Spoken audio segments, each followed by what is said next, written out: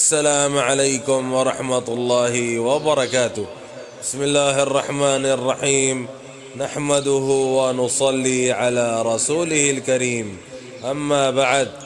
حضرت عمر رضی اللہ عنہ نے دو دعائیں حضرت حسن بصری رحمۃ اللہ علیہ کو دیں، ایک فقیہ فی الدین کہ ان کو دین کا فقیہ بنا دے، وحببہ الی الناس اور مخلوق میں اس کو محبوب کر دے، پیارا بنا دے، کیونکہ اگر مخلوق میں محبوب نہیں ہے، پیارا نہیں ہے تو ہر آدمی اس سے گھبراتا ہے۔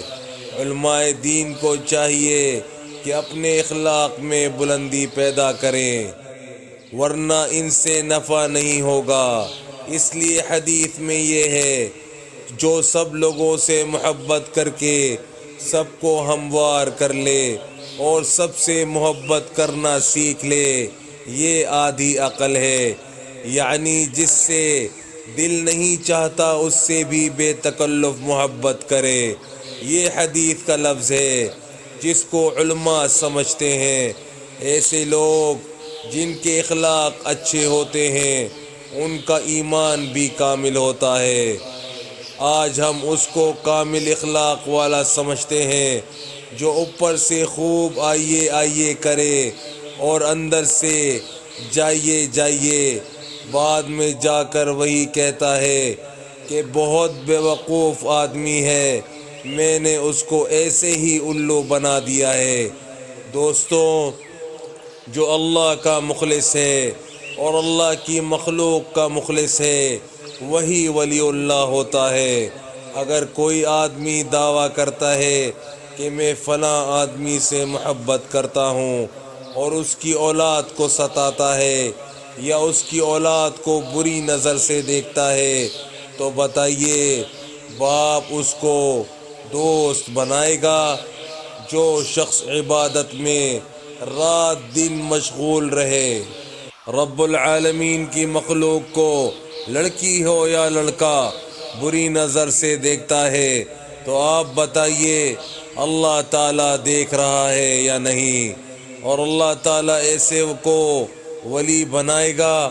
اس لیے دوستوں، جتنا اخلاص اللہ کے ساتھ ہے اتنا ہی اخلاص مخلوق کے ساتھ بھی ہو۔ ہر کافر کے لیے دعا کرتے رہو کہ اے اللہ اس کو بھی ایمان دے دے، آپ کا بندہ ہے، کیوں جہنم میں جائے، درد دل ہونا چاہیے۔ تو دوستوں، یہ دعائیں اللہم فقہہ فی الدین وحببہ الی الناس حضرت عمر رضی اللہ عنہ حضرت حسن بصری رحمۃ اللہ علیہ کو دیں۔ اب یہ دعا ہم کیسے کریں؟ اللہم فقہنا فی الدین، اے اللہ جتنے ہم سب بیٹھے ہیں ہم سب کو فقیہ بنا دے، علم کی سمجھ والا بنا دے، وحببنا الی الناس اور مخلوق میں ہم کو محبوب کر دے۔ بس میرے بھائیوں دوستوں، جو آج ہم نے پڑھا ہے سنا ہے، اللہ پاک ہمیں اسے سمجھنے کی، عمل کرنے کی اور دوسروں تک پہنچانے کی توفیق عطا فرمائے، اور حضور صلی اللہ علیہ وآلہ وسلم کے مبارک طریقوں پر چلنے والا بنائے۔ السلام علیکم ورحمۃ اللہ وبرکاتہ۔